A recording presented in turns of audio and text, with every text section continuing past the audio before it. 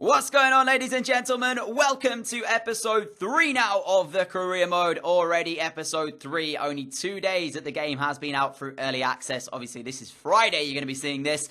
So now we have a full weekend to enjoy the game, especially for you guys who are still at school and such. But I want to say a massive thank you for all of the support shown on episode 1. That episode is very, very close to hitting 400 likes. So that is absolutely redonkulous. Thank you so much for your support, as I always say it. So we're going to continue on. I obviously asked you guys to leave me some suggestions for players that you wanted to see us try and pick up here at Brighton, keeping them within limits that we could actually sign. So I went ahead and looked at the episode. Obviously, if I recorded this before you left your comment, I apologise. I won't have seen it, but there was a number of suggestions, and a number of them which I did go through and shortlist. You can see them all here. The only reason that I did some of the bigger players like Martial and Rashford was I felt like we might be able to get them on loan. So I did offer deals for both of those guys, but unfortunately they were having none of it. They basically turned around and said that they weren't willing to let them go on loan.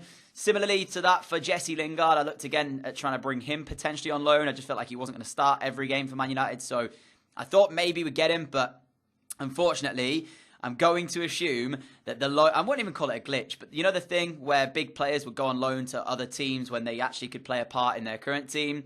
I think that might not be the case anymore in FIFA. So we couldn't actually make it happen. But there were suggestions left, and there was quite a few that I actually looked at and thought that's a really good one that I didn't think about. One of those guys was Jack Butland.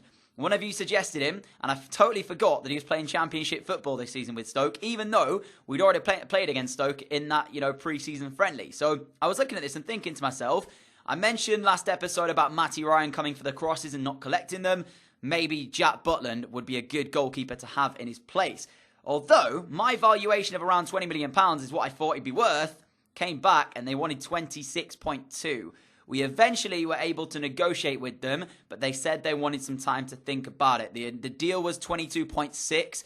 Even if they came back to me and said that they'd be accepting of that, I felt like that was too much for Jack Butland. And so I sat there thinking I might not even go through with it, even if they say that they're happy to accept the £22 million. But we'll see what they come back with anyways. And of course, if they do say yes, we need to make sure we've got enough. And another one of the suggestions was Ryan Sessegnon. Used him before. I know he gets to a good overall. It's just that early stages. He's not the best defender in the world. And I don't need a winger, but I'm looking at him potentially as a left back. So we negotiated a deal for him around £11 million, I think it was, in the end. But before we actually gave him a contract, I stalled it just to really think about whether or not he'd be the best fit for us here at Brighton. And looked at another suggestion as well that said potentially looking at Ajax, because they have a lot of youth academy, well, not youth academy, but youth players who are quite good potential-wise. And I've seen Onana before in other career modes, never had him myself. And I thought for that goalkeeping role again, could come in and do a job for us. So again, similarly with the Butland deal, we had to wait for Ajax to go away and think about the offer we'd given them in principle. So we'll see what they say to that one as well. That's when I decided that Ryan Sessegnon, I wanted to make him a permanent move here, which means Gaetan Bong will be leaving the club as we accept an offer there. Unfortunately, that deal does fall through, but he does leave in this episode. He goes somewhere else, but he won't actually go there until January because the transfer window sadly closed. We got an offer back from both Butland and Onana, but both of those were out of my reach. In terms of Butland, they still wanted that £26 million, and in terms of Onana, they wanted 15. And I just wasn't happy to pay £15 million for a goalkeeper who wouldn't largely be an upgrade on the one we already have. The only reason I don't like Matty Ryan at the moment is because he's come for those crosses and he didn't get them. That was the problem. I don't mind the trait, but if he comes for the crosses, he has to get the ball whenever he does that. So that's why I did it. So looking at it, I think that was the best decision made by myself to not particularly pick up Butland or Onana there. I'm sure you guys would have left other suggestions that I might have missed after I recorded this episode, because if you leave a comment, obviously, and I'd already recorded this, there's nothing I can do about it. The window is shut, but I'll take those suggestions for January, basically, when that window does open. So if you did leave one, and it's not in this video, don't worry. I will take them on board for the next time we have a transfer window in January. There was one other position I wanted, though, and that was Cam. I looked at Phil Foden. This is kind of strange, actually, because he was suggested again by you guys, as was Ryan Sessegnon. I've used Sessegnon before, but I've never used Phil Foden in career mode. He came on the scene, obviously, with the young England side that won the World Cup, and, well, obviously, their respective age group of World Cup. I think it was under 17s.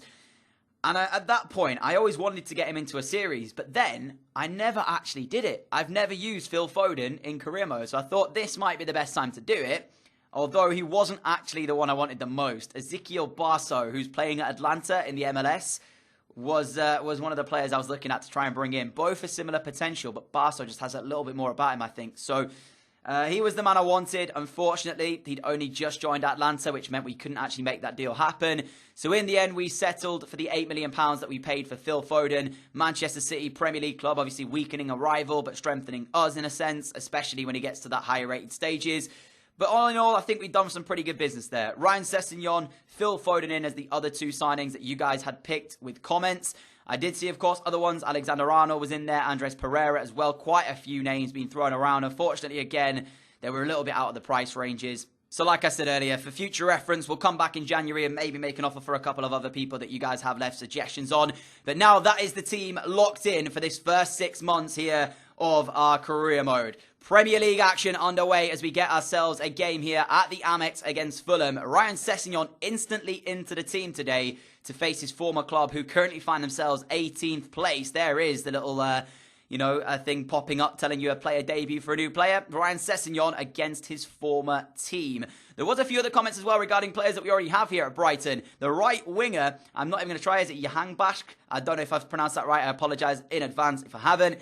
You guys want to see him play, I'm happy to make that happen. Apparently, there's big things expected from him at Brighton this season. And alongside that as well, there was a shout for Jurgen Locadia, who will make an appearance in the starting 11 today as well. So don't you worry about that one. But this game, guys, whatever kind of worries I had about Matty Ryan, I had to give him major credit for the earlier parts of this, because he saved me numerous times here, and the Brighton boys had to be very happy with the way their goalkeeper was playing. I mean, you can see, early stages, first half pretty much was all Fulham's. Andre Schürrle's delivery here towards the middle, Tom Kearney's header, and a brilliant one-handed save from Matty Ryan keeps us in the game here at 0-0. So, really, Fulham could have been home and dry in this game had it have not been for our shot stopper in goal. But second half is where we found our feet, and there's a little bit of something that's been added, I think, this year, because as soon as we did this, we didn't even have a shot in that entire first half. But as soon as this happened, a hopeful cross whipped in, we got a header, and all of a sudden, I heard something kind of from the Brighton fans in the crowd. It was as if they were then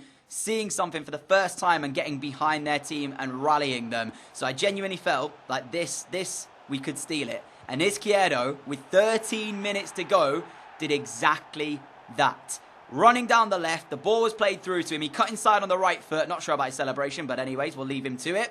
And in the end, when you actually watch this back, it is such a sloppy goal for Fulham to concede, who, on another day, would have won this game quite comfortably. They were brilliant in that first half. We couldn't even get anywhere near them.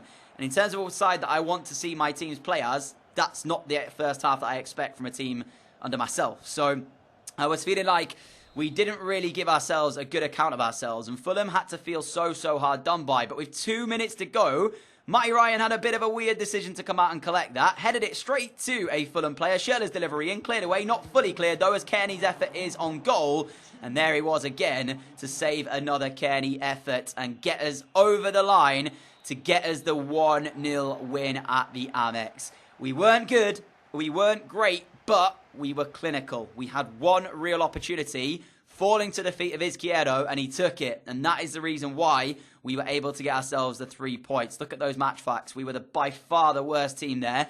And as I said to you earlier, if it wasn't for Matty Ryan, that one would have been a Fulham win. So we can say that that's a very lucky 3 points for us to pick up, but I'm glad we were able to do it, because it moves us again upwards in the league, where I said it in the last episode, and I'll say it again. There's some really good performances coming in from teams that you just wouldn't expect. Bournemouth, again, they've beaten Chelsea now on their run up the table. I don't quite know what's happening over there, but all I'll say is this. The teams that you would expect us to beat this season are going to be a lot harder on the ultimate difficulty than maybe we were expecting to see here. So Southampton at St Mary's were next, and this is one of those sides that I'm talking about when you'd be looking at thinking, this is where you want to win your games if you can.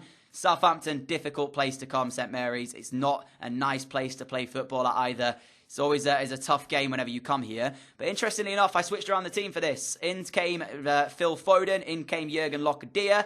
Lowest scoring teams, which was interesting as well, were actually Southampton. They'd scored 0 goals in their opening fixtures in the Premier League. So although it's a tough place to come, they were lacking goals a little bit. So if that's one thing to go by, Matty Ryan might not have as much to do today. But we'll see if that's going to be the case in regards to it. So Lockyer in the team, as I said, Phil Foden in there as well. And Izquierdo was the man who was looking the most likely from the offset to find a goal. His shot forced it into an early save. But Southampton, to their credit, they actually gave as good as they got, really. And El Yunusi, his shot was well saved again by our goalkeeper, who you could argue has been the best player of the episode so far. Him or our man on the left, Izquierdo, is probably the two more important ones. But Izquierdo, talking about him, he stole the ball back there from the Southampton corner, drove forward, eventually played it into the feet of Lockyer, who flicked it in towards the feet of Phil Foden, driving onwards, and on his full debut for Brighton and Hove Albion, Phil Foden scored the opening goal. He might only be 18 years of age, but this kid is going to be important for the future. Brilliant little run through and an even better finish, and I was a little bit worried going through there because I haven't got to grips with the whole finishing type thing at the moment. I'm struggling to find my feet when it comes to it, but this is just well taken from Foden. In the bottom corner, not a lot Forster can do, and Southampton, who are yet to score a Premier League goal this campaign, are going to need to find one. Otherwise, they're going to lose this by 1-0 at home. But you've got to give credit where it's due. Lockyer in the side for the first time really today alongside Foden, and it's those two who have given us the opener from the game. It's a lot different to how we started against Fulham, may I add as well. Fulham and Wolves, they're going to be two teams that might surprise us a little bit this season. But as the full-time whistle came at St Mary's, there wasn't a lot to really report on after that. It ended up being a very, very hotly contested midfield battle, which in effect really negated anything else that was to come. I mean, we had a few more shots than we did against Fulham, but it wasn't really from areas in which I felt like we were going to actually give them a real test. You know, it's like I said, my finishing at the moment is a little bit weak, and when I was getting through on Forster, it was straight at him, or I just wasn't finding the correct finish that I needed. So 1-0 win off the two results today. Fulham was a 1-0 win, and then a 1-0 win to Southampton. We're going to be the kings of 1-0ers, it seems, in this first season. A bit like Burnley last season when they would defend with all their lives in order to get themselves into a Europa League position. Maybe this is going to be Brighton this year under myself, but we'll see if that's going to actually happen, as this time it was a home game to Spurs.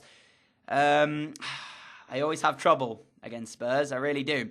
They were actually in 6th place, or was it 5th coming into this?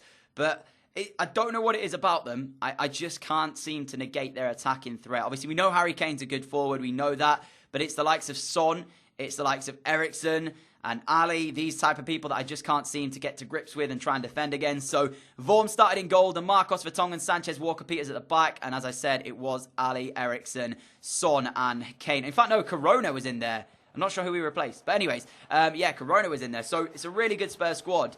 But actually, we started off really, really good. I really like this way this goal ended up going in. Pascal Gross's cross met by Jurgen Lockyer in the middle. And inside 27 minutes, Brighton and Hove Albion were 1-0 up at home against Spurs. I didn't know what to really make of this, so I was kind of just sat there thinking we need to remain calm. It's still early doors yet, and there's still a long way to go, especially on this ultimate difficulty. But the way that this goal was created was just really nice. The right midfielder there, as I said earlier, I suck with pronunciation, so I apologise, but he did some really good work. Find Pascal Gross, his crossing towards the middle towards a completely unmatched Jurgen Lockyer, and Michel Vorm no chance with the header. So happy days, we took the lead in the game, and all we need to do now is defend for large parts of it, and we'll win another game by 1-0. But unfortunately, we gave away a silly free kick. Ryan Sessegnon taking out Jesus Corona. I've got to be honest, I didn't feel this was a free kick. It was a very, very harsh one to give, a very soft one as well at that. The ball then was whipped in by Harry Kane towards the middle, and in the end, it was Corona who got an equalising goal for Spurs. But if you take a look back at this, it actually comes from a Brighton mistake. Not to give the foul away, but also from the defensive standpoint as well. We looked at it. Lewis Dunk was wanted by a lot of teams this transfer window, but here he has to take the blame. He gets his starting position all wrong, and then his back's towards his man that he's got to defend against. For me, it's just a defensive error, and Lewis Dunk has to be better. And it's like we didn't learn from our ways here, though. But as Ali found its way through, he would play it to DeMarcos back towards Corona. He puts the cross in. There's two Brighton and Hove Albion players jumping for the ball. And yet Heung-min Son is the man that wins the header to put Tottenham 2-1 in front. And the only issue I have with this is that this year, it feels a lot more punishing. You can't play your way out of defence as easy as you could last year. Some of your passes go astray. Your first touches from some of your players are so weak as well. So yeah, I'm a little bit annoyed at some of the first touches, but hey, what can you do? We make 2 free tackles in the build-up to this Spurs chance here as Wanyama found Harry Kane, who largely we kept quiet for large parts. Sorry, well, he played it to Dyer, who found Kane. And as I said, we kept him quiet for large parts of the game, but he would get on the score sheet to make it 3-1. But I should mention, we were on pretty much ultra-attacking at that point. So although we took the lead in the game, we weren't able to hold it, and we conceded 3 times to lose it by 3-1. 2 of them defensive errors. The other one I felt a little bit hard done by at the fact we won a couple of tackles but didn't actually get the ball. What can you do other than the fact that it is football, and that's unfortunately the case at times. But still, it's been a good episode in terms of results. 2 wins, 2 1-0 wins against what I would consider to be tough opposition in Southampton and Fulham. Southampton not having the greatest time of it at the moment, but I'm sure they will bounce back. And then, of course, the 3-1 defeat to Spurs in which we actually took the lead. So if we can sort out that defensive frailty, I think we'll have a good year here. So as I'm ending the episode off today, as I said yesterday, thank you for all your support. It's been incredible so far at the beginning. I can't wait to jump into this series even further. We find ourselves 7th at the moment after 6 Premier League games. But guys, that's it for today. I will see you all again from 4 PM tomorrow for the next episode in this series. If you have enjoyed it, a like would be greatly appreciated. If you're not already subscribed, that's down below. And I should mention very quickly, the rest of the series will be dropping when the full game is released and not just the 10 hours. Until tomorrow though, guys, see you all again. Adios.